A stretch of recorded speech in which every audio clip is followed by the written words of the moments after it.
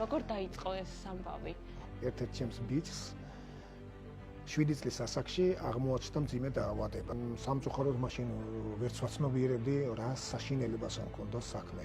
სიო ყველაფერია, ბავშვი ვეღარ შველითო, ბავშვიო, გიკვდებათო. ეს იყო ჩემთვის ძალიან მძიმე იმ წუთებში. ვიგრძენი, რომ აი თვითონაც ცუდად გრძნობდა თავს და თვითონ ხდებოდა, რომ უკვე უნდა მომკვდარიყო ბავშვი და ექიმები რომ შემოვიდნენ და წნევას მესინა, და ჩემ წნევა მქონდა 0-20-ზე. ძალიან ცუდად ვიყავ, მთელი ექიმები თავზე მედგა და დედა ჩემი თავთან მოვიდა და მეუბნება რომ შვილო, ნუ გეშინიაო, ანგელოზებიო შეგხვდებიან და გაგასილებენ და ტირილ-ტირილით მაცილებდა რა იმ ბოლო გზაზე. და აღარ გადარჩება ეს ბავშვი ესე ამბობდნენ. დედა ხათუნამ გადავწყვიტეთ, რომ ბავშვი მოგვეპარა საავადმყოფოდან. მთელი დარწმუნებით ლაპარაკობდა, ამიკო, შენ ვერ მოკლავს ეს ავადმყოფობა. შენ იცოცხლებ, შენ ღმერთი განკურნავს და აი ღმერთის სასწაულს იხილავს. აი ეს საზოგადოება იხილავს მთელი საქართველო და იხილავს ამას არა მარტო საქართველო, არამედ საქართველოს ფარგლებს გარეთაც ცნობილი იქნება ამ სასწაულის შესახებ.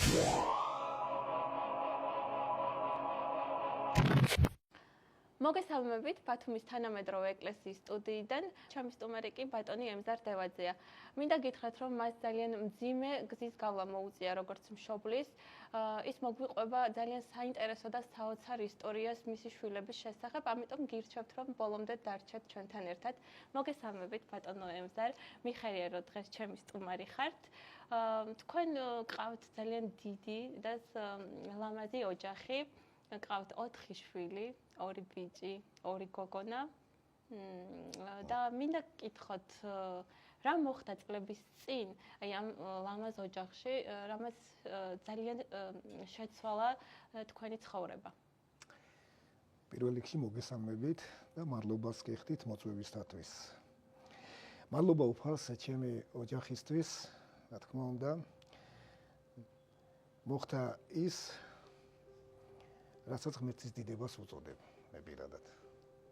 თუმცა ეს ძალიან დიდი ისტორია, მაგრამ ძალიან საინტერესო. როგორ დაიწყო ეს ამბავი? ხო. როგორც აღნიშნეთ, 4 შვილის მშობელი ვარ და ერთ-ერთ მათგანს, ერთ-ერთ ჩემს ბიჭს 7 წლის ასაკში აღმოაჩნდა მძიმე დაავადება. ჩვენ არ ვიცოდით რასთან მქონდა საქმე. ის ძალიან აქტიური იყო, ძალიან ჯანმრთელი იყო. აი შეიძლება ითქვას, რომ არც კი ავადმყოფობდა ამ დრომდე, მაგრამ ხედავდით მე და ჩემი მეუღლე, რომ ის თანდათან სუსტებოდა, ფერს კარგავდა. ხშირად გადავხედავდით ეზოში, როდესაც თამაშობდა, რომ გვეგონა რომ თამაშობდა ან ფეხბურთს ან სხვა რაღაცას და ამ დროს ის წამოწოლილი იყო, მოთენთილი, ძალა დაკარგული და ამის ფონზე გადავწყვიტეთ, რომ მიგვემართა ექიმისთვის და წამოვიყვანეთ ბათუმში და მივიყვანეთ ერთ-ერთ შესანიშნავ ექიმთან, რომელმაც შეხედვისთანავე, აი ბავშვს შეხედა თუ არა, ამ ბავშვს არაფერის ანალიზის აღება არ ჭირდება, უსასწრაფოდ წაიყვანეთ თბილისში, სისხლის გადასხმის ცენტრში, ეს ქავთარაძის ქუჩაზეა თბილისში რა. როგორ გაიგეთ მისი დიაგნოზის შესახებ? სიმართლე გითხრათ, როდესაც ბატონმა დავითმა ჩვენ გაგვაგზავნა თბილისში და სისხლის გადასხმის ცენტრი ახსენა, ჩემი მეუღლე აი ესე ძალიან ცუდ ხასიათზე დადგა რა, ტირილიც კი დაიწყო რა. განიცდიდა, მეთქი რა ხდება, რატო განიცდი, ჯერ ხომ არ იცი რასთან გვაქვს საქმე. დედობრივი ინსტინქტი. ხო, დედობრივი ინსტინქტი, კი. ნუ ჩვენ მამაკაცები სხვანაირად ვართ მოწყობილი, მაგრამ დედის ინსტინქტი და ეს გრძნობები მაინც სულ სხვა და აი ამ დროს მთელი გზის განმავლობაში ხედავდი როგორ ნერვიულობდა, როგორ განიცდიდა, მე ვეუბნებოდი კაცო, ნუ გეშინია. ბოლო-ბოლო სახლში უმკურნალებთ, ყველაფერს გავაკეთებთ, მაგრამ სამწუხაროდ მაშინ ვერც ვაცნობიერებდი რა საშინელებას მქონდა საქმე. როცა შევამჩნიე უკვე რომ ბავშვი იყო სუსტად და თან ტანზე ჰქონდა ჩალურჯებები მას ბავშვთა მე საერთოდ მედიცინასთან ცოტა ახლოს ვიყავი და მივხვდი უკვე რა მძიმე ფორმას არ მქონდა საქმე, რომ ეს იყო მძიმე დაავადება. ზუსტად ვერ ვარჩევდი რა დაავადება იყო ეს იმ წუთას. მივედით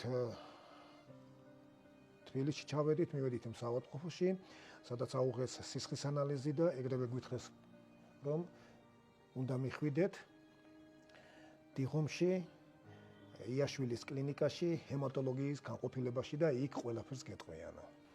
რო გამოვედი და უყურ ხელში რომ მეჭირა ეს ამიკოს ანალიზები უყურებდი რომ ყველაფერი იყო ძალიან მაღალ დონეზე გასული და დავიწყე ტირილი.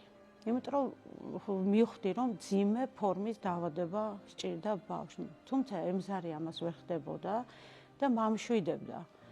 და ეს რომ ანალიზის პასუხებს რომ ჩავხედე, თითქოს მიწა გამომეცალა ირგვლივ, აი თითქოს მე ვიყავი მარტო ამ სამყაროში დარჩენილი.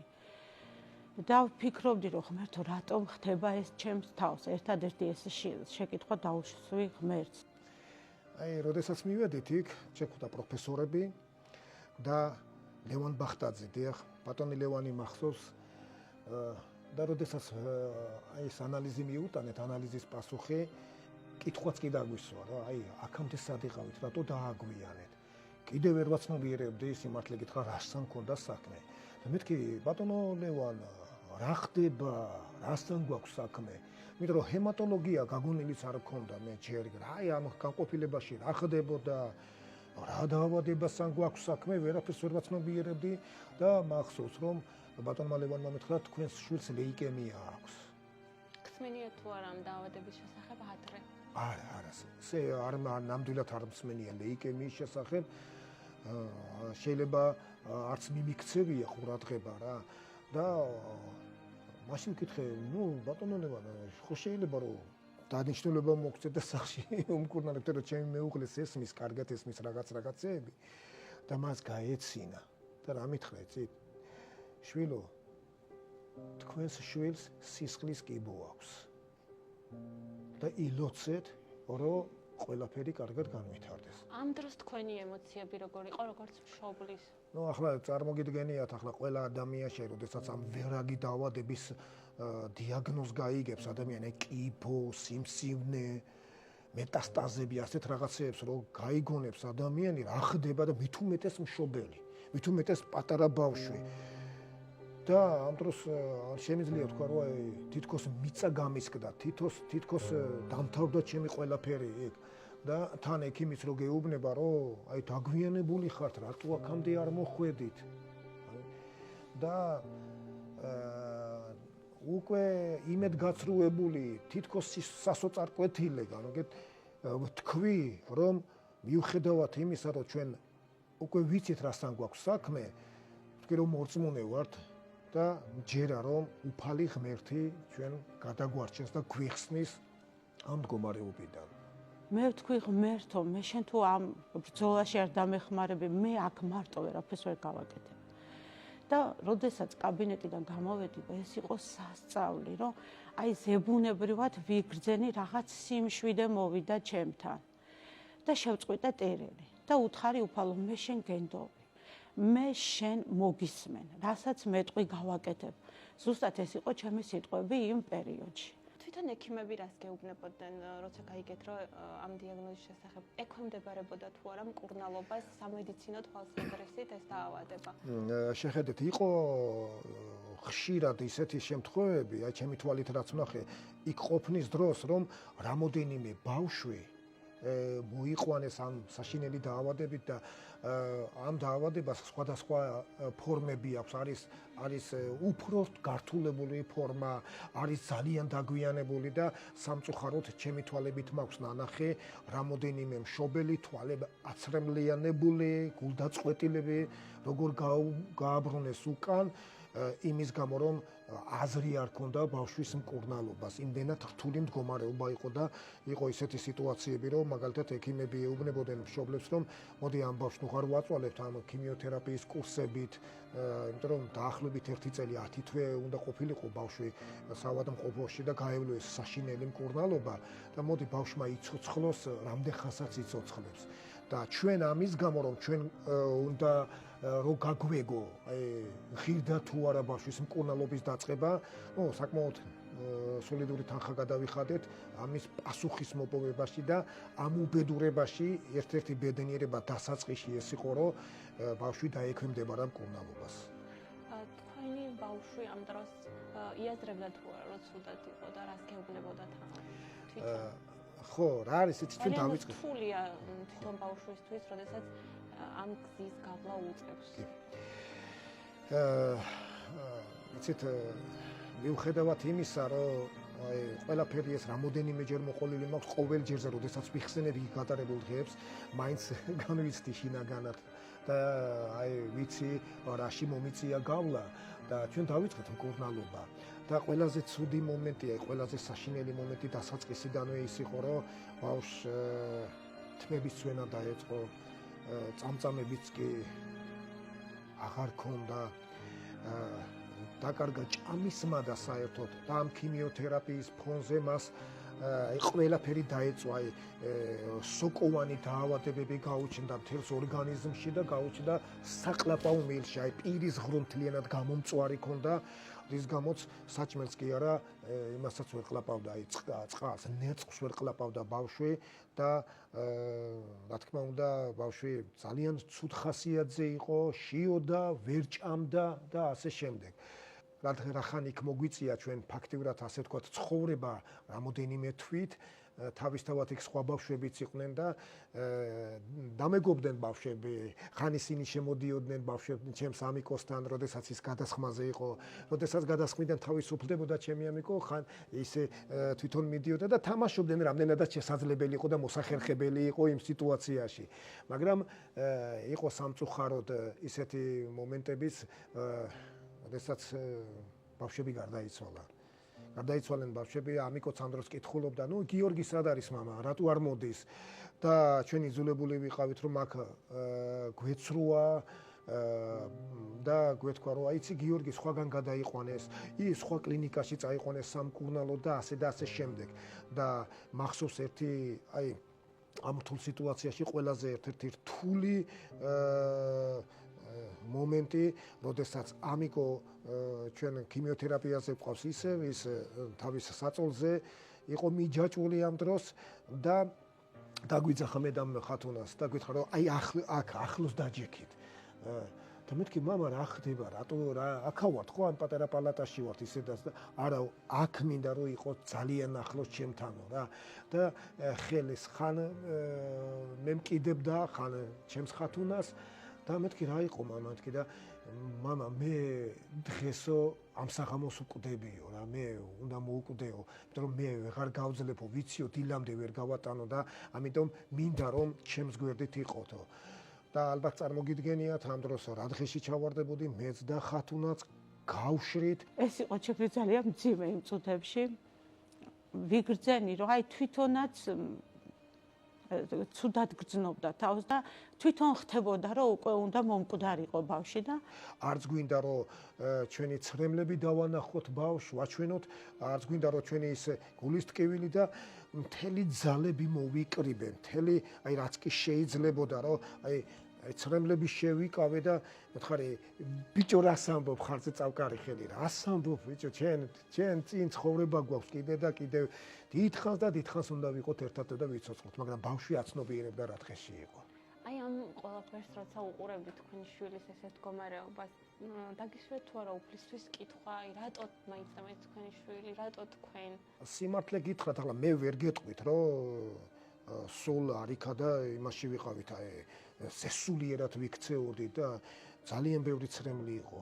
ძალიან ბევრი განცდა იყო, ტკივილი იყო, 1000 აზრები, კი რა თქმა უნდა, აზრებში, ფიქრებში მოდიოდა, რომ აი რატომ მე, თან კიდევ გარიდანაც მესმოდა რა, ბევრი ნაცნობებისგან, რომ აი ხომ მორწმუნეა, აი რატო დაემართა? რატო შეხვდა ასეთი რაღაცები, მაგრამ ჩვენ პირადად არა, რო გითხრათ, რომ აი ესე მწარეთ არც მე და არც ხათუნას არასდროს არ გქონდა, ასე რომ ვთქვათ, ჩივილი და პრეტენზია ღმერთის მიმართ. ერთადერთი იყო, ერთხელ იყო, რომ აი ღმერთო, რა მინდა აქ? მითხარი, რატო ვარ აქ? რისი თქმა გინდა ჩემთვის? თუმცა იმ რთულ სიტუაციებში ჩემი მეუღლე ძალიან მტკიცეთ იდგა და რაც მე მომხნევებდა და ძალას მაძლევდა, როდესაც ექიმი უიმედობას გამოხატავდა, აი არ ვიცით რა ხდება, აი შემოდიოდა და აი მინდა გითხრათ, რომ ლეიკემიას იქეთ კიდე განვითარდა სხვა დაავადება. ისეთი დაავადება განუვითარდა ბავშვს, რომელსაც სოკოვანი დაავადება ქვია, რომელიც ჭამდა ფილტვებს. ესეთ წარმოიდგინე ლეიკემია კიდე, რომელსაც თავზარი დაგვეცა და კინაღამ დავკარგე, რა ვიცი, გონება ეს რო გავიგონე, იმას იქეთ ბავშვს განუვითარდა ისეთი დაავადება, რომლის მსგავსი იმ საავადმყოფოს ისტორიას არ ახსოვს. ასე მეუბნებოდნენ ექიმები. და როდესაც ამ ბავშვის აი ამ დიაგნოზის, აი განვითარებული ავადმყოფობის ის ვაჩვენე, რენტგენი, ტომოგრაფა ვაჩვენე ერთ-ერთ კლინიკაში, ნუ ხუდუშაურის კლინიკაში, იქ მითხეს ერთ კვირაში მოგიკვდება ბავშვი. როდესაც გადაიღეს ტომოგრაფია და გამოვედით, მე დავრჩი ექიმთან და მას ვკითხე, რომ თუ რა დიაგნოზი ქონდა ამირანს. მან მითხრა, რომ მეორადი სიმსივნე არისო. ბავშვის მდგომარეობა ძალიან რთული იყო და დიდხანს სიცოცხლე მას არ ქონდა. მითხრა, რომ შეიძლება ერთ-ორ კვირაში დაიღუპოს. მიუხედავად ამისა, ხათუნა იძახოდა, რომ ჩვენ გვწამს უფლისა, რომელიც გვიხსნის ამ მდგომარეობიდან. აი, ამ ყველაფრის შემდეგ, როცა ძალიან მძიმე დაავადების წინაშე დადგა ბავშვი. აი, მქონია თუ არა მომენტი, თითქოს უძლური ხართ. არის მომენტები, რომ უკვე ძალა გამოგეცალათ. მქონია თუ არა თქვენ ეს მომენტი? ჩვენ იმ დროს, როგორც თავში აღნიშნეთ, ოჯახი 4 შვილი ყავს და გადავედით, იზოლებული ვიყავით, გადავსულიყავით თბილისში საცხოვრებლად. და ნახეთ რა ხდება რა, ჩემი უფროსი ბიჭი მაშინ სკოლაში დადიოდა რა. ნუ ბიჭები, ასე ვთქვათ, ამიკო მეორეში უნდა წასულიყო, ჩემი ლექსო უფროსი ბიჭი სწავლობდა უკვე და ერთ დღეს ხათუნა თქვა, რომ მოდი ბავშვებთან წავალ. და ცოტა ხნით გაჩერდი მარტო და მე დაუბრუნდები ცოტა ხანშიო რა, ისე საავადმყოფოში. მეთქი კარგი წადი მეთქი და დავჭი ამიკოსთან მარტო. ერთად ვზივართ, ტელევიზორს უყურებ და ლექსო და ვხედავ, რომ ბავშვი წაიქცა და გაშავებულია სულ და აღარ სუნთქავს. მივარდი უცებ ავიყვანე ბავშვი წამოვაყენე და ვერანაირად ვერ მოვაფხიზლე და რამოდენიმე ხანში ტელეფონი რეკავს, თუ პასუხობ ტელეფონს. წარმოიდგინეთ, აი ასეთ სიტუაციაში ვარ ამიკოსთან მიმართებაში. აქ სიკვდილს ვებრძვით. ამიგეთ და ტელეფონში ისმის განწირული ხმა. აი კივილი მესმის, ყირილი რამოდენიმე ადამიანების და მეთქი ალო გისმენთ, რომელი ხართ? ემზარი ლექსო აღარ ყავს. თქვენი უფროსი შვილი. ჩემი უფროსი შვილი ბიჭი. და მეთქი რომელი ხარ კაცო, სად რეკავთ, უცებ აზრზე ვერ მოვედი და მეუბნება რომ აი ლექსო მოკვდა, ემზარი ხათუნა ვარ, ლექსო მოკვდა. მეთქი როგორი მოკვდა? всё, აღარ სუნთქავს და მოკვდა. ლექსო მართლაც იყო მკვდარი და არ სუნთქავდა, არ მოძრაობდა. თავზარ დაცემული გავიქეცი საავადმყოფოდან ექთნებს, ნაცნობ მშობლებს თხოვე რომ ამიკოსთვის მიეხედათ ერთი წუთით, იყავით ბავშვთან მეთქი. აი სანამ ჩავედი, სანამ მანქანაში დავჯექი, სანამ იქამდე მივედი, დაახლოებით 20 წუთი ხო გავიდოდა. და მივედი 3 სასწრაფო დახმარების მანქანა და შევარდი ოთახში და რას ვხედავ, ჩემი ლექსო იატაკზე აგდია. უსულოთ, აი მკვდრის ფერი აქვს სახეზე და ეს ექიმები უკვე ალაგებენ თავიანთ ის ნუ ჩანთაში ანდაგებენ ყველაფერს რა. ინსტრუმენტებს, წამლებს რა ვიცი. და მეთქი ქალბატონო, სად მიდიხარ კაცო, ბავშვი უშველეთ და მახსოვს ერთი ექიმი მომიბრუნდა და მორჩა ყველაფერი, ვეღარაფერს ვეღარ შველით. და მე მივხვდი რომ უკვე დამთავრდა ყველაფერი ადამიანურად. მე ვიყავი ემოციურად ძალიან და დაჟე ის სიტყვებიც მახსოვს, რომ ყვიროდი რომ ერთი შვილი ჰემატოლოგიაში და მეორე მომიკვდა მეთქი და ამას ყვიროდი გაუაზრებლად.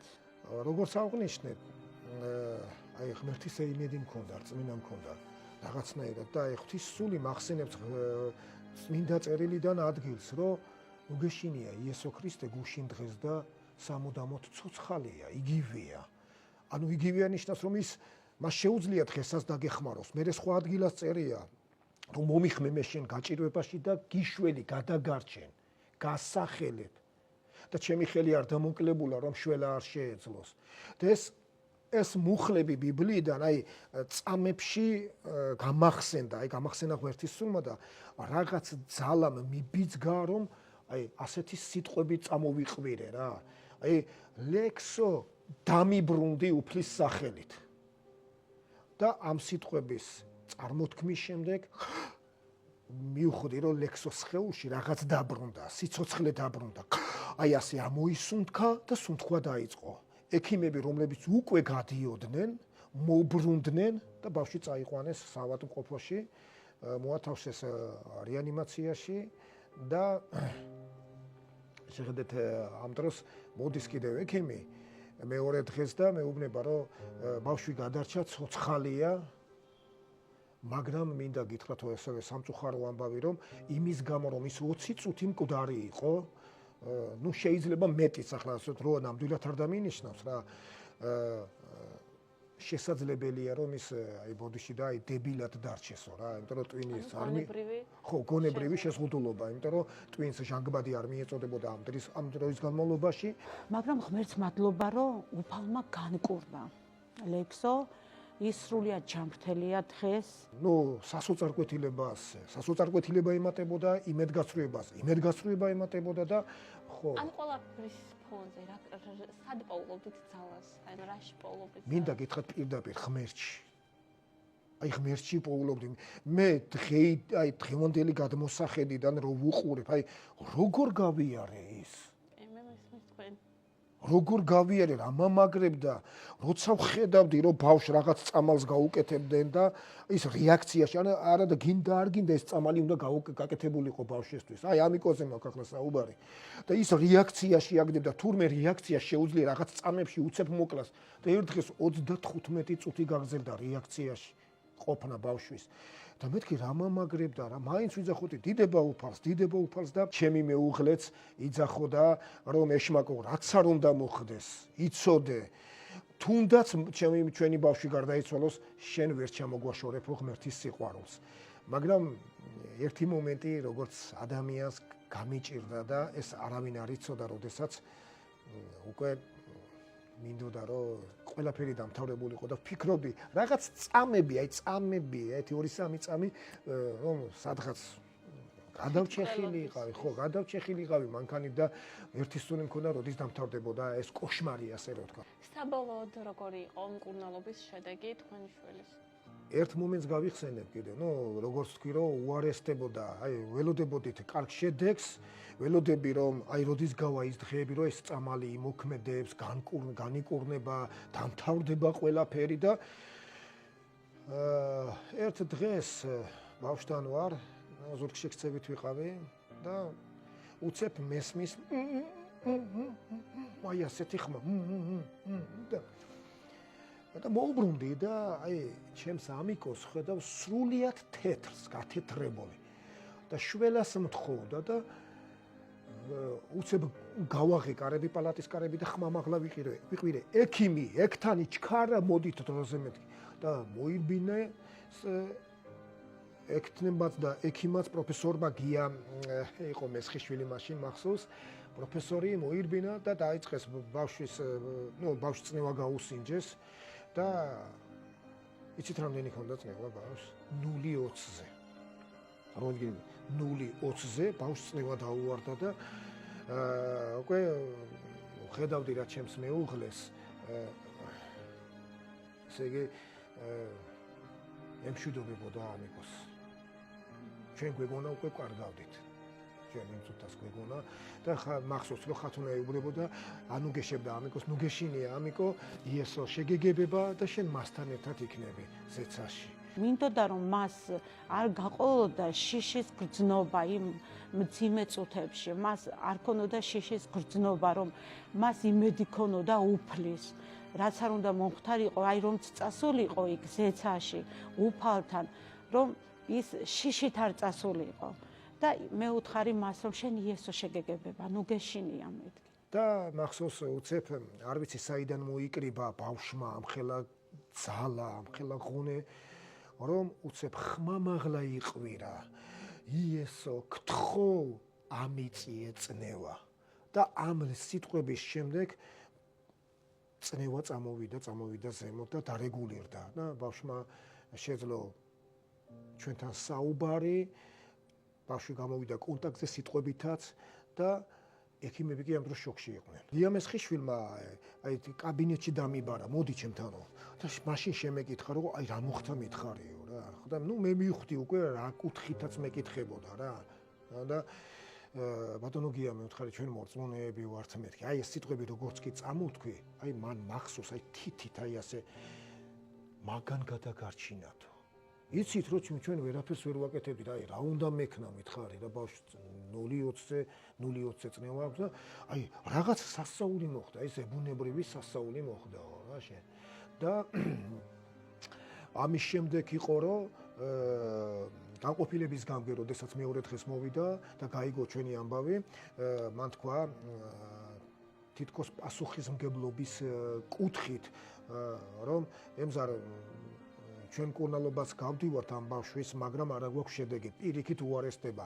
მაგრამ მე როგორც ექიმს და პროფესორს, ექიმი და პროფესორი ვალდებულად ვთვლით ჩემს თავს, რომ გითხრა, რომ შემდეგ პრეტენზიები და ბრალდებები არ იყოსო ჩვენს წინააღმდეგო, რომ არისო წამალი, სამწუხაროდ არ მახსოვს იმ წამალის სახელი, რომელიც ახალი გამოსული იყო მაშინ ამერიკაში. და ევროპაში არ ეძებო ეს წამალი იყო ყოფილი საბჭოთა კავშირის ქვეყნებში, ეს უნდა მოძებნო ევროპაში და მოძებნო უნდა ამერიკაში. და არ ვიცი რამდენად სწრაფად მოიტანო, იმიტომ რომ ამ ბავშვს აი წუთი-წუთზე კიდე წამი-წამზე ჭირდება ეს წამალი. მინიმუმ 5 გადასხმა უნდა გადაუსხათო. და ისიც მითხრა რომ არ ვიცი რამდენად შეძლებ მის შეძენას, იმიტომ რომ ძალიან ძვირი ხედა და ეს ერთი პატარა ფლაკონი, ასე ვთქვათ, პატარა ბოთლი, მაშინ 400 ევრო ხედა. აღარ დავიწყებ, აღარ მოგაწყენთ თავს, როგორ ვიშოვე ეს წამალი, თბილისში ჩავაგენი, ასე რომ ვთქვათ, ამ წამალს და ჩავაგენი ისე რომ ერთ ახალგაზრდა ქალბატონს ჰქონდა ამერიკიდან ჩამოტანილი ეს წამალი, რომელიც ამ დარგში მუშაობდა და ჰქონდა ეს წამალი ჩამოტანილი, მან დიდება უფალს რომ კი არ მომყიდა, არამედ მაჩუქა, წადიდა ბავშვი გადაარჩინეო და 5 გადასხმის ნაცვლად ჩვენ გადაუსხით 30 გადასხმა. ნახეთ როგორ ვითარდება სიტუაცია რა, 30 გადასხმა. მინდა ვთქვა რომ მაშინ ბავშვს აი სოკოვანი დაავადების კიბოს ფორმის, აი როგორც მითხრა ქალბატონმა ნინო ტოტოღაშვილმა პროფესორი, კიბოს ფორმის დაავადებასთან გვაქვს საქმე, რომელიც ჭამდა ფილტვებს. ბავშვი აი ეს უბრალოდ ასე სუნთქავდა. ჩვენ შეგვიძლია რომ ნახოთ ტომოგრაფიის ფურცლები, შეიძლება რომ მოგვაწოდოთ. შემიძლია მაყურებელსაც ვაჩვენო აი ყველაფერი, აი აქ არის ეს დასკვნები, დიაგნოზები, ეს ტომოგრაფები და როგორ განვითარდა შემდეგ სიტუაცია. მინდა ბავშვის სურათის ერთ-ერთი სურათი აქ მაქვს აი დედის დღეზე, რა მდგომარეობაში ამ დღეს მახსოვს სვლის ჩავაცვით, სვლის წამოვაყენეთ. არ მახსოვს იქედან გვეკავა ხელებითაც, რომ არ წაქცეული იყო, აი ასეთ მდგომარეობაშია. მას ყბა მონგრეული ქონდა ამ დროს, ვერ ჭამდა, ვერ დადიოდა, სიარულიც კი დაავიწყდა, წარმოიდგინეთ. და ჭამაზე სედმეტია საუბარი, აღარც ესმოდა რა. და ახლა შეხედეთ რა ხდება, როდესაც 30 გადასხმა გადაუსხით ბავშვს, შემდეგ ნინო მეუბნება ეს პროფესორი ტოტოხაშვილი, რომ წადით და გაუკეთეთ ისევ ერთი გადაღება. ამდენ გადაღებებში კიდევ ერთი გადაღება, რომ რა სიტუაცია გვაქვს ჩვენ ფილტვებში. იმიტომ რომ მხოლოდ ჟანგბადის ბალიშით სუნთქავდა, მას შეეძლო ჟანგბადის ბალიშით ესუნთქა. და ფილტვებში ქონდა 3 კერა ამ დაავადებისა, საიდანაც ასე რომ ვთქვათ, აი იჩეკებოდა, როგორც ექიმმა მითხრა, იჩეკებოდა პატარ-პატარა ეს სოკოვანი დაავადებები და ტვინის გარდა მას მთელ სხეულში, საკლაპავ მილში, ყველგან ღვიძლზეც კი აღინიშნა, თირკმელშიც კი აღინიშნა მისი ეს რა ქვია, სოკოვანი წერტილები, ასე ვთქვათ და აი ძალიან დიდი ბოდიში ისევ მაყურებელთან, როდესაც ეს მას ქოთანზე ვსვამდით, სისხლნარევი სოკოები გამოდიოდა და ექიმები მაჩვენებდნენ 1000-ობით სოკოებს როგორ ბადებდა და ამდენი ის ჰქონდა მოდებული გავრცელებული მთელს სხეულში რა. და როდესაც ბოლო ტომოგრაფა გავაკეთე და აი როგორი სიტუაცია 5 გადასხმის ნაცვლად დაუცხით 30, ხო? და ველოდებით კარგ შედეგს და მახსოვს რომ მოუტანე ეს ტომოგრაფა ქალბატონ ნინოს და ნინო მეთქარი აი მოვიტანე მეთქი და აი ნინომ აიღო გახედა და უყურებს და ამ დროს მე ვუყურებ მის სახეს რომ გვაქვს თუ არა გამარჯვება სახის გამომეტყველება მაინტერესებს და ნინო თავი ჩაღუნა და მისი სიტყვები ასეთი იყო განკურნება კი არა ავადმყოფობაც ვერ შევაჩერეთ 3 კერის ნაცვლად რომელიც უნდა ალაგებულიყო წესით უკვე 7 კერა გვაქვს და თავი ჩაღუნა ნინო მახსოვს და მეთქი ქალბატონო ნინო რა გვეშველება და მან მითხრა ემზარ დიდი ბოდიში ძალიან დიდი ბოდიში წუხვარ მაგრამ უნდა გითხრათ უკვე აღარაფერი ეს იყო ეს სამალი ბოლო იმედი იყო ჩვენი მე ქეც ვიხრიო შენ და ხათუნას წინაშე როგორც მშობლის წინაშე თქვენ ყველაფერი შეძელით ყველაფერი გააკეთეთ რისი გაკეთებაც შეიძლებოდა მეთქი ქალბატონო ნინო რას ამბობთ მეთქი და შვილი გიკვდება თუ და აი ბოლოს იმ წუთს იმ მომენტში რაც გამახსენდა მეთქი ქალბატონო ნინო მე სრულიად ჯანმრთელი ვარ არასდროს ნარკოტიკებთან არ მქონია საქმე არ ვეწევი არ სვამ თხოვთ გადაუნერგეთ მას ჩემი ორგანოები მე მზად ვარ ამისთვის ოღონდ გადამირჩინეთ და იმაზეც უარი მეთქეს რომ ეს შეუძლებელი იყო ბავშვის მდგომარეობა თანდათან მოარსდებოდა ბავშვი აღარ დადიოდა მარჯვენა ყურში აღარ ესმოდა სახე დეფორმირებული გაუხდა ძალიან დასუსტდა აღარც ჭამდა არც არაფერი მხოლოდ გადასხმებზე იყო და უკვე ექიმებმა თქვეს რომ ჩვენ რაც შეგვიძლია ყველაფერი გავაკეთეთ ამის შემდეგ ყველაფერი მოიცდება და აღარ გადარჩება ეს ბავშვი ესე ამბობდნენ ამ ყველაფრის შემდეგ როცა ექიმმა ეს სიტყვები გითხრათ როგორ მიიღეთ ეს ფაქტი იმიტომ რომ ძალიან მე მესმის თქვენი მეც გამოვიარე და ვიცი როგორ რთულია როცა ექიმები გეტყვის რომ ჩვენ უძლურები ვართ ხო ის საღამო დაღამდა ის დღე დაღამდა უბრალოდ და გადავშალე ბიბლია და დავიწყე ბიბლიიდან ერთი ადგილის კითხვა მიუმართეს ისე რა თქმა უნდა თავიდანვე ღმერთის გვწამდა მაგრამ ახლა უკვე ისეთ სიტუაციაში ვარ რომ არსაიდან შველა არ არის ადამიანურად ვერც ფული მშველის აი არაფერი წამალი რაც მითხრეს როგორც აღნიშნე ვიშოვე 5-ის ნაცვლად 30 არაფერი ყველაფერი ამოიწურა ადამიანური რესურსები და ჩვენ უკვე 100%-ით იმედი დავდეთ ღმერთზე და გადავშალე ბიბლია და ბიბლიაში არის ერთი საინტერესო ისტორია, როდესაც წარმართმა მეფემ მორწმუნე 3 ძმა გავავარებულ ცეცხლის ქურაში ჩააგდო. იმის გამო, რომ იქ მოითხოვეს ღმერთის რჯულის დარღვევა და მათ არ დაარღვიეს ღმერთის სიტყვა და განრისხდა. ურწმუნო წარმართი მეფე და ჩაყარეს ისინი ცეცხლის ქურაში. და აქ არის სიტუაცია ისეთი, რომ ისინი ცოცხლები გამოვიდნენ იმით, რომ ღმერთზე დაიმედებული იქ ყვიროდნენ, ადიდებდნენ უფალს და ამის შორს რომ არ წავიდნენ, ღმერთმა ისინი ცოცხლები და უნებლები გამოიყვანა იმ ცეცხლის ქურიდან.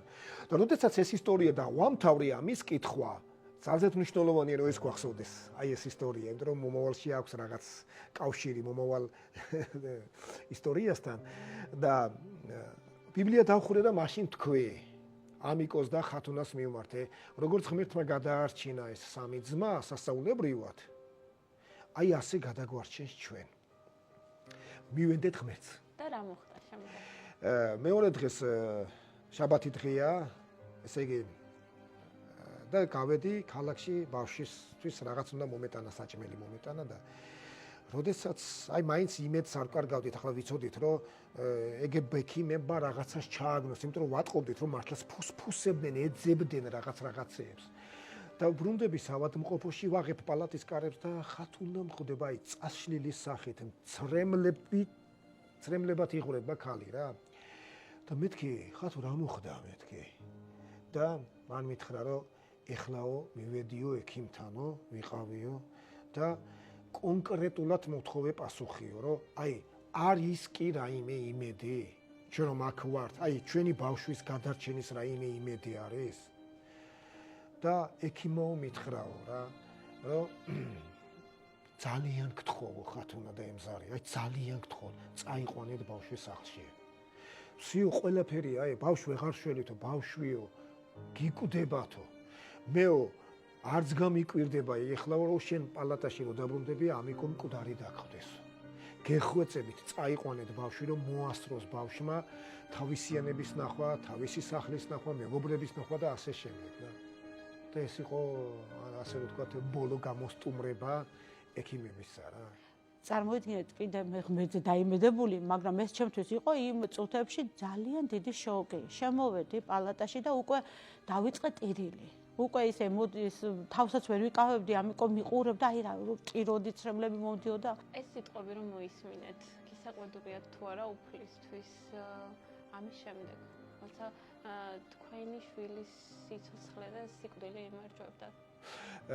მისაყვედურია არა. უბრალოდ კითხვებს ვამდი, ღმერთო. მეთქი, ნუ თუ უნდა მომიკვდეს მართლა ბავშვი. უფრო მეტად მივენდი ღმერთს. არ მქონდა ასე რომ ვთქვათ, რომ აი მწვავე პრეტენზიები ღმერთის მიმართ რა. თუმცა აზრები მქონდა. აზრები მომდიოდა, მაგრამ არ ყვებოდი იმ აზრებს. და აღნიშნე, რომ აი სასოწარკვეთილი ვიყავი, თავის მოკვლაც მინდოდა, იმ დღესაც გავედი ქალაქში და აი მზივარ მანქანაში ვფიქრობ, სად წავიდე?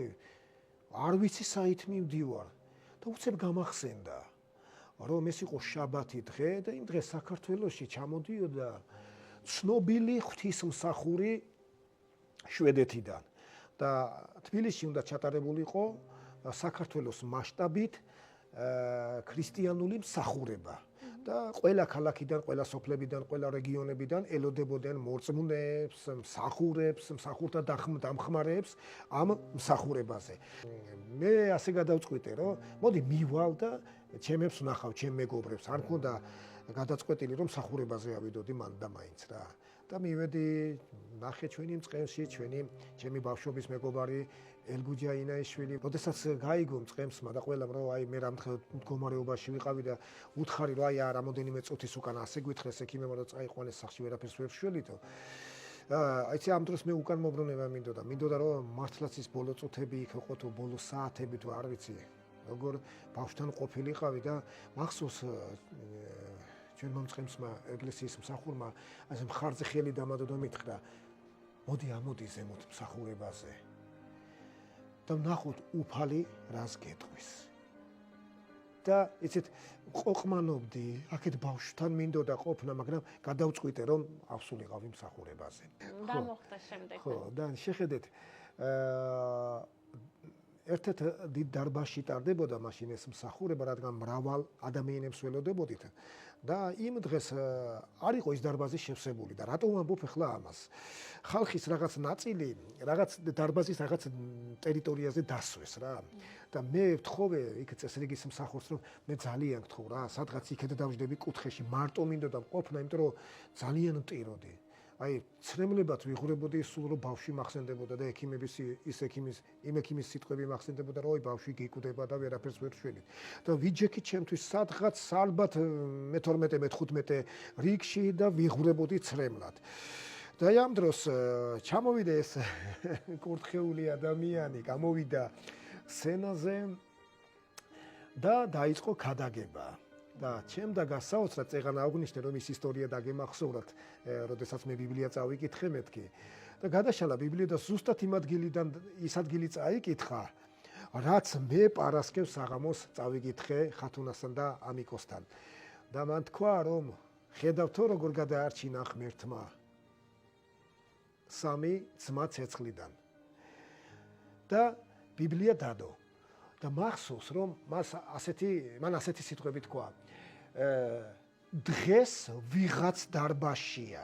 აი აქ ამ დარბაზში არის ვიღაც პიროვნება, რომელიც ცხოვრებისეულ ცეცხლშია ჩავარდნილი. რომელსაც ამ ცხოვრებისეული ცეცხლის ტალღები წვავს და თითქოს გამოუვალ მდგომარეობაშია. კიდევ აღნიშნავ, რომ ის იყო შვედეთიდან ჩამოსული ადამიანს, რომელსაც არ ვიცნობდი და შენახვედრი არ ვიყავი არასოდეს. და მან თქვა, მე მიმართავ იმ ადამიანს, არ ვიცი ვინ ხარ, მაგრამ დღეს მთავრდება შენი ცეცხლში ყოფნის დრო. ღმერთს უვნებელი გამოყავხარ ცეცხლიდან. და მე მივხვდი, რომ ღმერთი მელაპარაკებოდა უკვე. როგორც ჩვენმა მწყემსმა მითხრა, მოდით ნახოთ ღმერთი რას დაგელაპარაკება. იმიტომ რომ სადაც 2 და 2-ზე მეტია შეკრებილიო ჩემი სახელით უფლის სიტყვა ამბობს, თვითონ უფალი ამბობს, იესო. მეც თქვენ შორის ვარ და მე მივხვდი, რომ ამ დროს უფალი მელაპარაკებოდა ამ კაციდან, ამ მსახურიდან. და უკვე რაღაც იმედის ნაპერწკალმა დაიწყო გაღვივება ჩემში, რომელიც ქრებოდა, მაგრამ უფლის სიტყვა ამბობს ასე, რომ ბჟუტავ პატროქსო, იმ ნაპერწკალს მე არასოდეს არ ჩავაქროფო. და წარმოიდგინეთ, მე მინდა ფიზიკურადაც გამოვხატო იმ კაცის იმდროინდელი მდგომარეობა. ადამიანი მე სპეციალურად აღნიშნე, რომ იქ ცალკე სვამდა წესრიგის მსახურები, მე სადღაც იგზივარ მარტო. და ეს მსახური მიმართავს აი ამ აუდიტორიას, სადაც ხალხთა უმრავლესობა ზის და უცებ ჩერდება და ბრუნდება და მახსოვს ასე მისი თითი, აი ჩემსკენ, აი მარტო ვზივარ და მეუბნება, თუ ექიმებმა გადაგიწურეს წყალი, თუ ექიმები ვერ გშველიან, იცოდე, იესო ცოცხალია და დღესვე გიხსნის შენ. და შეტრიალდა და გააგრძელა თავისი გადაგება. თქვენი რეაქცია ამ დროს? ანუ თქვენი აზრები, ფიქრობთ, რომ ეს თქვენი შვილის განკურნებას ეხებოდა? პირველ რიგში იცით რა როგორი რეაქცია მქონდა?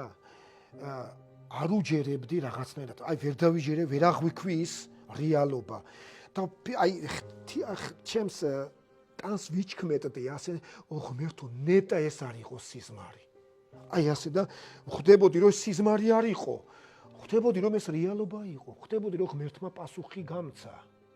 ხვდებოდი, რომ ღმერთმა მომინახულა, ისმინა ჩვენი ლოცვები.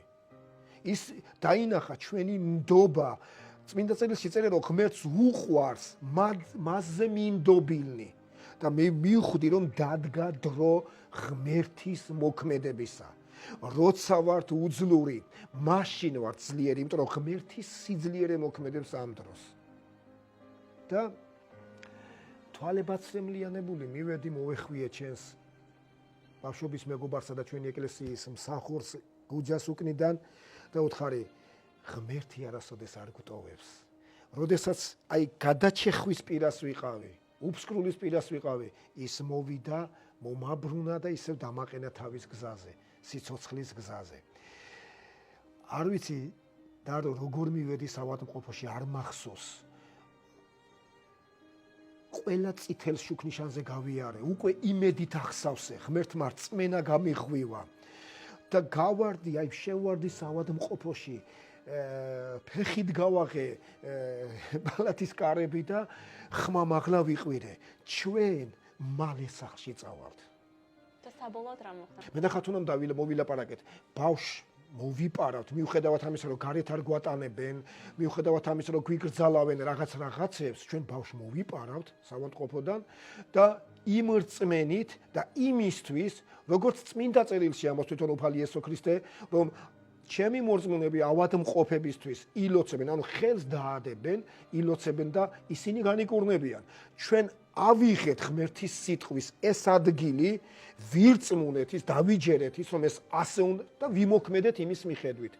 იცი მე ყველა ზომები უკვე მიღებული მქონდა და მეტი რა შანსი მქონდა იმის, რომ ეს იყო ჩემთვის რაღაცა ახალი გზა, გამოჩნდა ახალი სინათლე ჩემ ცხოვრებაში და კი რა თქმა უნდა მეთქი და ჩვენ მოვიპარეთ ბავშვი ჩუმად. მივედით იმ დღეს დარბაზი სრულიად გადაჭედილი იყო და აი ამ ღვთის მსახურს, რომელსაც კარლი ქვია, კარლ გუსტავი ქვია, უკვე მსახურება დაწყებული ქონდა. და მახსოვს, რომ ამ დროს ბავშვი 9 წლის იყო. აი ასე გაგრძელდა ჩვენი ბავშვის ავადმყოფობის პერიოდი 7 წლის ასაკიდან 9 წლამდე. და შეხედეთ, და ამ დროს კარლ გუსტავი ქადაგებდა და ახსენებდა თავის ქადაგებაში 9 წლის ბიჭუნას.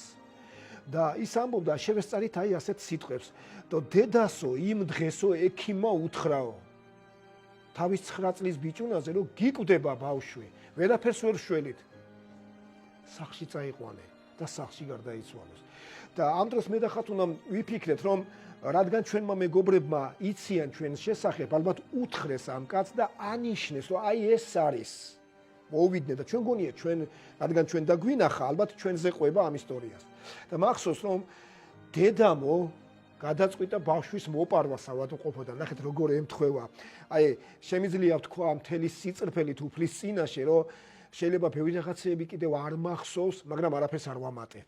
ეს იყო ზებუნებრივი სასწაული, ღმერთის რეალური ჩარევა ჩემ ცხოვრებაში და მახსოვს, რომ როგორ ზუსტად მეორდება ისტორია და დედამ გადაწყვიტა ბავშვის მოპარვა საავადმყოფოდან. ექიმები ვერ გშველიან, შვილო, ჩვენ ხვალ ეკლესიაში წავალ და შენთვის იქ ბიძიები ილოცებენო და შენ განიკურნებიო. და მან ბოლოს თქვა, რომ დღეს კი ის ბავშვი 72 წლის არის. ეს იყო ცნობილი მხადაგებელი ღვთისმსახური, შემდეგ ეს ბავშვი ღვთისმსახურად ჩამოყალიბდა, ასე რომ ვთქვათ, ღვთისმსახურება შეუდგა და სიცოცხლის ბოლომდე ემსახურებოდა უფალს. ორალ რობერტს, რომლის წიგნები მე წაკითხული მაქვს. მოკლედ რომ ვთქვათ, მსახურების ბოლოს აი უკვე დამთავრდა მსახურება, ეს კაცი უკვე ემშვიდობებოდა მთელს აუდიტორიას და აკურთხებდა მათ და ამ დროს ერთ-ერთი მსახური მივიდა და სთხოვა, უთხრა ჩვენი ჩვენი ამბავი, რომ აქ ბავშვი მოპარულიაო საავადმყოფოდანო და მახსოვს კარლი როგორ მივარდა მიკროფონთან, ხმამაღლა იყვირა, შეჩერდი და არავინ არ წავიდესო. ხალხი იდგა ფეხზე, იმდენი ხალხი იყო იმ დღეს მოსული ამ მსახურებაზე. და მან დაგვიძახა წინ და მე და ამიკო გავედით მასთან სცენაზე და ვატყოდი, ხედავდი რომ კარს ცრემლები ქონდა თვალებში და მან თქვა რომ 20 წუთის უკანო მე თქვენ მოგიყევით ისტორია ამერიკელ ბავშვზე 9 წლის ბიჭუნაზე თუ როგორ საოცრებრივად განიკურდა ის დედის რწმენით, მშობლის რწმენით სასიკვდილო დიაგნოზისგან და დღესო საქართველოში ანალოგიური ისტორია მეორდება. 9 წლის ბიჭუნაა დღეს აქ მოყვანილი, რომელიც საავადმყოფოდან მოიპარეს. 9 წლის ბიჭუნას, რომელსაც ექიმები ვეღარ შველიან და რომელსაც ექიმებმა უთხრეს, რომ კვდება და არაფერი აღარ შველისო. და შემდეგ ჩვენ ვილოცებთ ახლა და გამოვაცხადებთ ღვთიურ განკურნებას და ძალას ამ ბავშვზე. და მახსოვს, ყველა ალოცულობდა და შემდეგ კარგუსტავი მობრუნდა ჩვენსკენ და თქვა, შენ ვერ მოკლავს ეს ავადმყოფობა, მახსოვს ასე თითით, მთელი დარწმუნებით ლაპარაკობდა, ამიკო, შენ ვერ მოკლავს ეს ავადმყოფობა, შენ იცოცხლებ, შენ ღმერთი განკურნავს და აი ღმერთის სასწაულს იხილავს. აი ეს საზოგადოება იხილავს მთელი საქართველო და იხილავს ამას არა მარტო საქართველო, არამედ საქართველოს ფარგლებს გარეთაც ცნობილი იქნება ამ სასწაულის შესახებ. და მე გპირდები შენ, რომ როდესაც საქართველოში ჩამოვალ, მე და შენ ვითამაშებთ ფეხბურთს. ეს სიტყვები ჩემთვის იყო აი ნუგეში. და მე უკვე მივხვდი, რომ ამიკო არ მოკდებოდა. და წავედით ისევ დავბრუნდით საავადმყოფოში და ბავშვი დავაწვინეთ საწოლზე და საღამოს, მაინც საღამოს გადასხმას მაინც უკეთებდნენ, იმის მიხედვით, კურნალობის გრაფიკის მიხედვით და აი რატო ვამბობ ამას, როდესაც ექთანი მოვიდა და დაუწყო ეგ შეაერთა ის სისტემა და გადასხმას აერთებდა ბავშვთან, ბავშვის კათედერთან. მახსოვს ამიკო მოუბრუნდა და დამანებე გოგო თავი ეუბნება. მე მეძინება და მაწუხებო და ამიკო, ახლა ცოტა შევაერთებ ამ იმას და всё მეტი გოგო დამანებე თავი, მე იესო ქრისტემ განკურნა. წარმოიდგინეთ როგორ ჯეროდა მასაც. და მე გაოცებული ვიყავი პატარა ბავშვის გული, როგორ მაგნიტივით მიიწება ეს სიტყვები, როგორ ირწმუნა მან კარლის სიტყვები, რომ შენ არ მოკვდები, არამედ ფეხბურთს ვითამაშებთ. და მე წყნარად ლაპარაკობ პალატაში, რომ ბავშვი იძინებდა. ამ დროს მეთქი არ გავაღვიძო მაინც, ვიცოდი რომ ხურთან პრობლემა ქონდა, მაგრამ მაინც წყნარად. და ცოტა ხნის შემდეგ, ჩურჩულის შემდეგ ის მიბრუნდება და მამა, იცით ეს რომ შენ ამას ამბობ, ეს ასე არ არის, რაღაცა შემისწორა. და მეთქი შენ ამიკო გაიგონე? მრავალ ექიმთან ვიყავი, ყურის პრობლემაზე ცალკე. ბავშვს ყურის პრობლემა და აი ყურთასმენა წაერთვა და აი მრავალ ექიმთან, მრავალი საშუალებები მოусინჯეთ, რომ ბავშვს ყურთასმენა დაბრუნებოდა და მაგრამ არაფერმა არ უშველა. და წარმოიდგინეთ თქვენ, რომ იმ ლოცვის შემდეგ პირველი ნიშანი, რომ ღმერთმა დაიწყო მოქმედება, განკურნება დაიწყო უკვე, დავანტყოფობამ უკან დაიხია, ის იყო რომ ბავშვს ხუთასმენა დაუბრუნდა. და ჩუმად დაუძახე, ამიკო. და ხო მამა, თან უკან ვიდექი.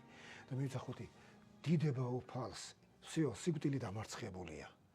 სიკვდილი დამარცხებულია. მე დავინახე რეალურად, რომ ღმერთმა თავისი წამალი დაუდგა, წვეთოვანი დაუდგა და უკვე სიცოცხლე როგორ ბრუნდებოდა თანდათან ამიკოს სხეულში. და ეს განკურნება დაგიდასტურეს ექიმებმა. ნახეთ რა მოხდა შემდეგ. კათედრულ შაბათი დღე დაიწყო ახალი სამუშაო კვირა. აბსოლუტურად ყველა ექიმი, ვინც იმ განყოფილებაში მუშაობდა, მოვიდნენ და რა თქმა უნდა, კვირაში 2-3ჯერ იღებდნენ ყველა ბავშვისგან იმას სისხლის საერთო ანალიზს. და მივიყვანე ბავშვი ხელშეაყვანილი ლაბორანტთან და აუღეს სისხლის ანალიზი. 10 წუთის შემდეგ შემოდის ქალბატონი მანანა, მისი მკურნალი ექიმი როგორც აღნიშნე და შემოდის და ეს ფურცელი უკავია ხელში და ბიჭო ის ექიმსო შეეშალაო რა ემზარდა ხათუნა ამიკო ძალიან დიდი ბუდიშო არ შეიძლება რომ შენ ასეთი ანალიზი კონდესო შენს მდგომარეობაში მყოფ ბავშვს არ შეიძლება რომ ასეთი ანალიზი კონდეს აქ ყველაფერი წესრიგშიაო და გიხვეწები ბუდიშ გიხდიო ახლა ნუ არ ვიცი შენი სისხლი რომელია იქო და მეორეჯერ კიდევ აგიხებთ ანალიზსო და აუღეს ანალიზი და არ ვიცი 10 წუთი 10-15 წუთის შემდეგ პალატის კარები იღება და შემოდის ქალბატონი მანანა. Შემიძლია ცოტა ხუმრობითაც თქვა, ის სასიამოვნო შოკშია. და ორივე ფურცელი ხელში უკავია, პირველიც რომელიც მოიტანა და შემდეგ მეორე სისხლის ანალიზი. ემზარდა ხათუნა. ამ 2-3 დღეში მიხთხარი რა მოხდა, თორე გავაფრენ. ეს იყო მისი სიტყვები. ასეთი ანალიზი თუ ყველაზე ჯამთელ სპორტსმენს ექნება ჩემს საკუთარ თავს ვდებ. აქ ყველაფერი რიგშია. პარასკევს გითხრეს საშინელება, ვერაფერს ვერ შვილით, შაბათს გითხრეს სახში წაიყვანეთ, კვირას ილოცეს ბავშვისთვის და ორშაბათ დღეს გვეუბნებიან. ყველაფერი რიგშია.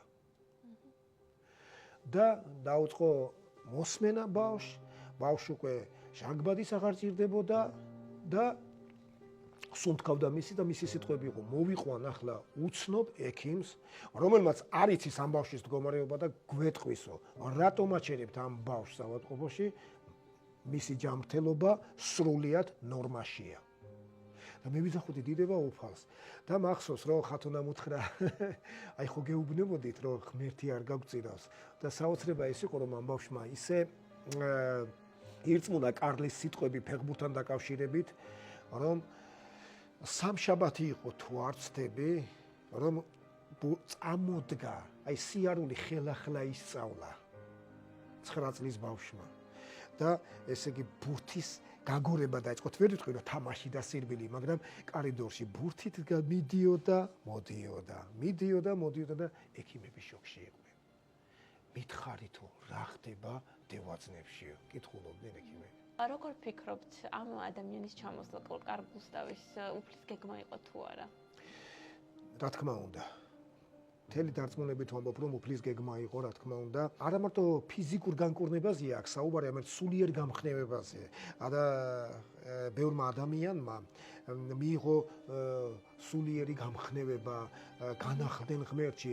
ბევრი ადამიანი ცოცხალ უფალს ეზიარა და თავიანთი წარსული მოინანიეს და შეუდგნენ უფლის გზას. და რა თქმა უნდა, ის პასუხი იყო ჩემლოცვის, მაგრამ მე ვერც არ მოვიდგენდი, რომ აი ამ ხელა გზიდან კაცი ჩამოვიდოდა, პიროვნება ღვთისმსახური ჩამოვიდოდა და ის იქნებოდა ჩემი კურთხევა.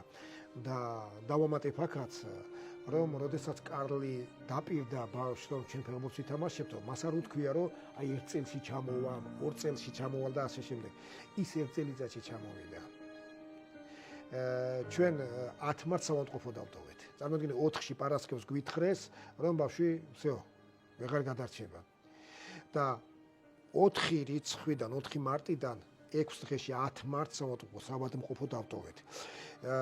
ჩვენ მაინც ხელი მოგვაწერინეს ხელშეკრულებაზე, იქ იმიტომ რომ ყველას არ წამდა ახლა, ვერ გეტყვი რომ ირწმუნოს, თუმცა ღმერთის სასწაული იხილეს თავიანთი თვალებით და ხელი მოგვაწერინეს რომ აი მშობლების პასუხისგებლობით ჩვენ ვამბობთ რომ მიყავთ მშობლებს და ისინი პასუხს აგებენ თავიანთი ბავშვის ხვალინდელ დღეზე ასე რომ და მეთქი მომეცით მოვაწერთ აუცილებლად და მოვაწერეთ ხელი რაღაც ვითომ დანიშნულებები მაგრამ არაფერი არ მეუღია ამ ბავშვს არაფერი აღარ იმიტომ რომ ჩვენ ვირწმუნეთ და წავედით და მინდა გითხრათ რომ იყვნენ ექიმები რომლებმაც ირწმუნეს ეს სასწაული მე მახსოვს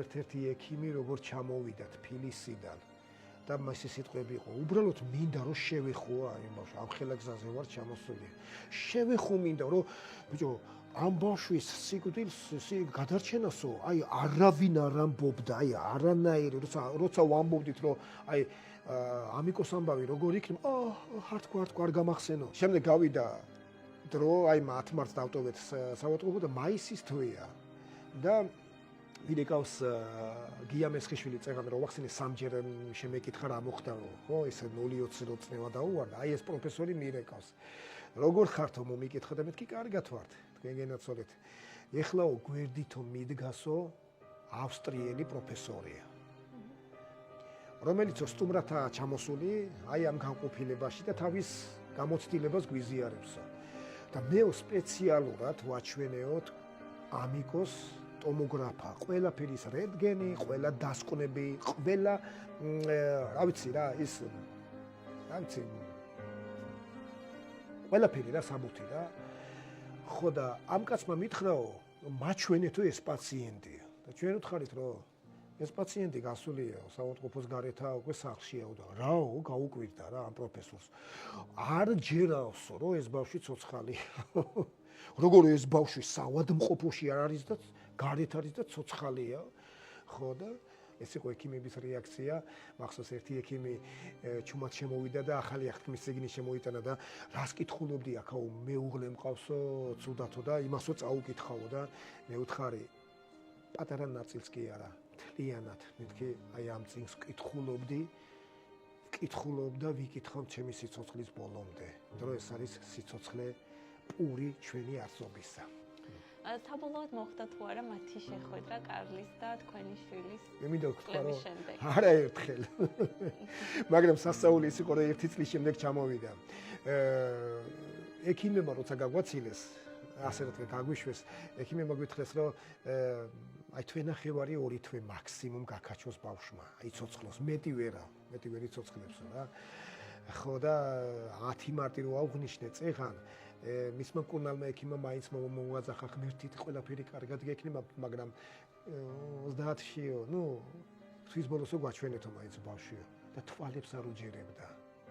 30 მარტს როდესაც ჩავიყვანეთ ბავშვი ისევ შემოწმებაზე და მანანა ექიმს რო ჩაეხუტა და მანანა ექიმის სიხარვლისგან კიოდა მთელს განყოფილებაში და ყვიროდა აი ნახეთ ეს ბავშვი აქ მკურნალობდა სიკვდილის პირას იყო არავინ არ ამბობდა ამის გადარჩენას მაგრამ ცოცხალია და ექიმის მშობლებს თვითონ ამხნევებდა და მახსოვს შემდეგ გაგვიშვეს ისევ ტომოგრაფის გადასაღებად აი აქ რენტგენებში და იმაში არის ეს სურათი და მახსოვს იმ ექიმმა რომელიც უკვე მიჩვეული იყო იმ სამ კერას რომელზეც მე თქვი და მე 7 ნახა რა თქვა რომ აი კვალსაც კი ვერ ვხედაო აი კვალსაც ვერ ვხედავ საერთოდ რა აი წაშლილიაო და ერთ ადგილზე ფსალმონში წერია რომ ვხედავდიო ხესო როგორც ბოროტს ფესვ გადგმულსო და გადაიერა და აღარ არისო მის ნაკვალებსაც ვერ ხედავ ფესვებს კი არა მის ნაკვალებსაც ვერ ხედავ საერთოდ და აი ეს მოხდა ჩემ ცხოვრებაში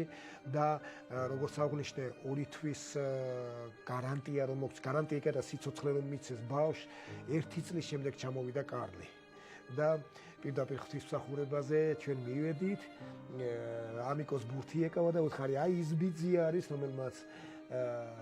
რომელიც დაკრიდა შენ ფეხბურთის თამაშს და ის მივიდა და იქ ბურთი გაუგორა და კარგუსტავი იყო აი ავიცი ძალზე თახვთოვანებული და აი იქ ითამაშეს ფეხბურთი და იმის შემდეგ ძალიან ბევრჯერ ითამაშეს და ჩვენ ვიცით რომ ამიკო არის სრულიად ჯანმრთელი, ყავს ულამაზესი ოჯახი, შვილი, არის შესანიშნავი მამა და მადლობა უფალს ამ სასწაულისთვის.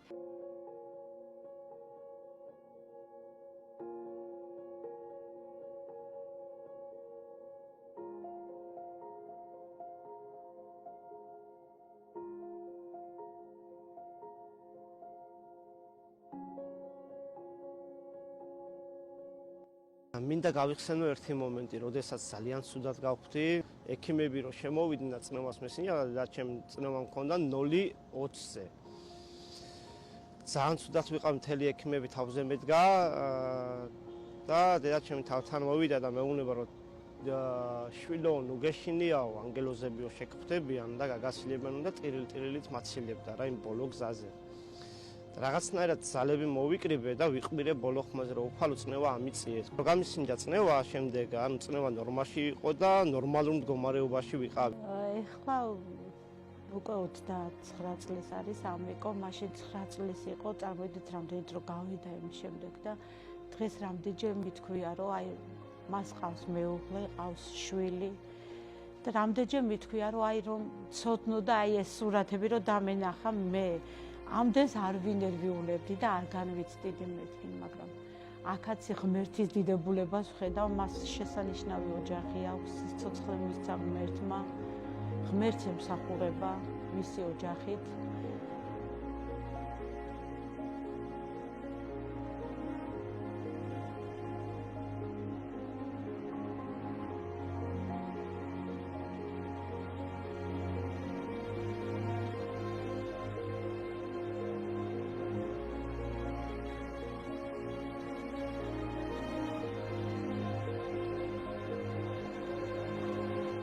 მადლობა უფალს სრულიად განკურნებისთვის, რომ მომცა კიდევ ერთი შესაძლებლობა, რომ ვიცოცხლო ამ დედამიწაზე და სრულიად განკურნებისთვის. ამით დავასრულეთ ჩვენი საუბარი და რას ეტყოდით იმ მშობლებს, რომლებიც ეხლა გადიან იმ გზას, რაც თქვენ წლების წინ გაიარეთ.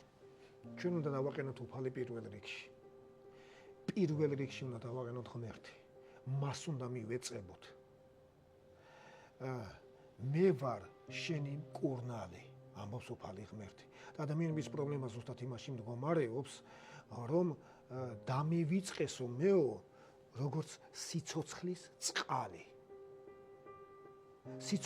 სიცოცხლის წყლის სათავე დამივიწყესო და აუ სხვა გზებით ეძებენ რაღაც შველას და ამიტომ ჩემ შემთხვევაში როგორც მოხდა, მე ვიტყოდი რომ მიმართეთ უფლის სიტყვას. ვერანაირმა საშუალებებმა ვერც წამლებაო ვერ განკურნა ისინი, გველებისგან დაკბენილიერი იყო, ბიბლიაში ნაჩვენებია. შენი სიტყვა ყველას ყველაფრისგან რომ კურნავს. არის იმედი და სიცოცხლე და ღვთის მხარდაჭერა ამ მიწაზე ჩვენი ხორცში ყოფნის დროს და არის ასევე სიცოცხლე ამ სხეულს მიღმა ზეცაში. ასე რომ ნებისმიერ სიტუაციაში მე გირჩევდით რომ ენდეთ უფალს, მიეწებეთ მას, ენდეთ მის სიტყვას, მხოლოდ მის სიტყვას. ეს არის ახალი აღთქმა და ფსალმუნები. წაიკითხეთ იქ რა დაპირებებს გაძლევთ უფალი, რას კბირდებათ უფალი ღმერთი. მე თქვენთან ვარ წუთი სოფლის აღსასრულამდე. ეს არის უფალი იესოს სიტყვები.